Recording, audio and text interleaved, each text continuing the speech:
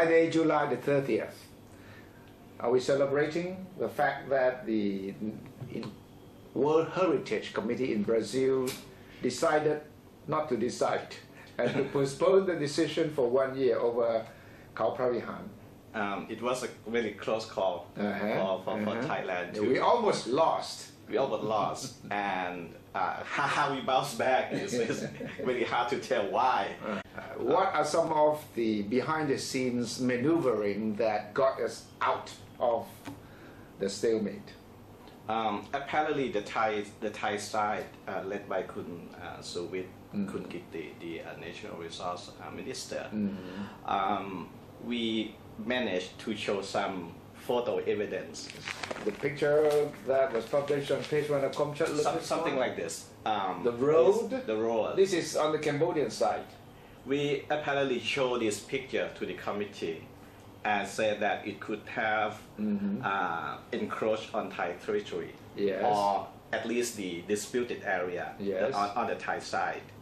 This somehow plant some seed of doubt on the committee. And also, we believe that the UNESCO committee also feel very concerned about the boiling conflict between the two countries. So the UNESCO World Heritage Committee is not supposed to be a political body or a border demarcation unit. Yes. They are concerned mainly with cultural heritage. So if two countries straddling on a world heritage, they would try to encourage the two countries to work together. Yes. So I think the last minute strategy from the Thai side of trying to, shall we say, create trouble, we throw everything. We managed to say it's not going to work out this way. So we want it done another way, and then we managed to make them feel that it's not going to work this way. So-called throwing a spanner in the works, trying to stop the whole train from running. If the train was going on track, you go and lie down in front of the train so that you stop the train saying, I will commit suicide if you continue, sort of, something like that. Desperate strategy. But it worked. It worked. Because UNESCO would not want a make or break kind of confrontation between the two countries involved in one World Heritage. So this meeting will be delayed to next year, and it will take place in Bahrain.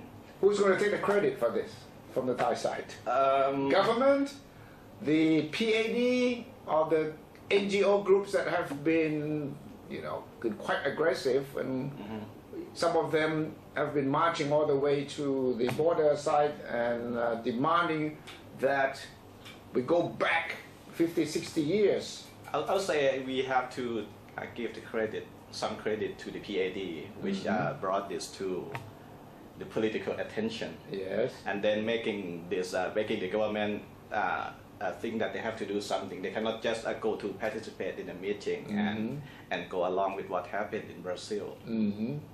And then maybe the last minute hero would be someone who managed to found this picture and present it to the committee.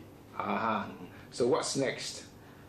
Well, it's very a tough question because as some academics today stated, Thailand political problems have complicated this situation because we have two main political parties which have totally different stands on this issue. The two main parties, the Prachatipat, the Democrat, and the Phra Thai Party. So supposing the Phra Thai Party come to power next year, things will be different. And if the Democrats remain in power next year, it will be a different situation too.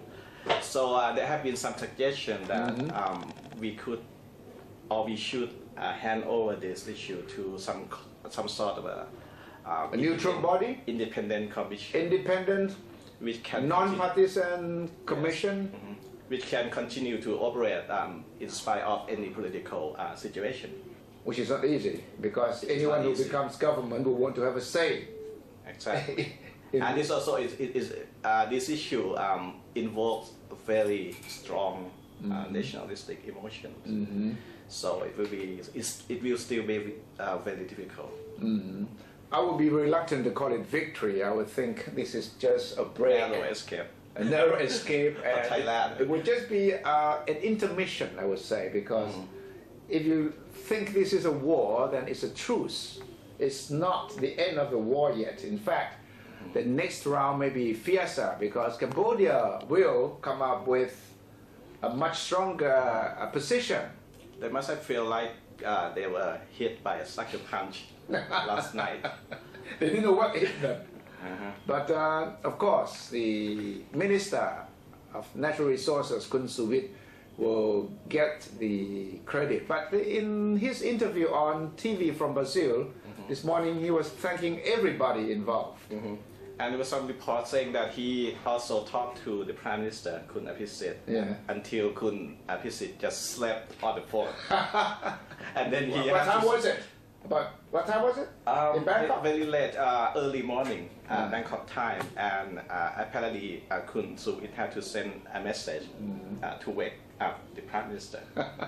So this is a big deal, but then the next round could even be much more fascinating. So stay tuned.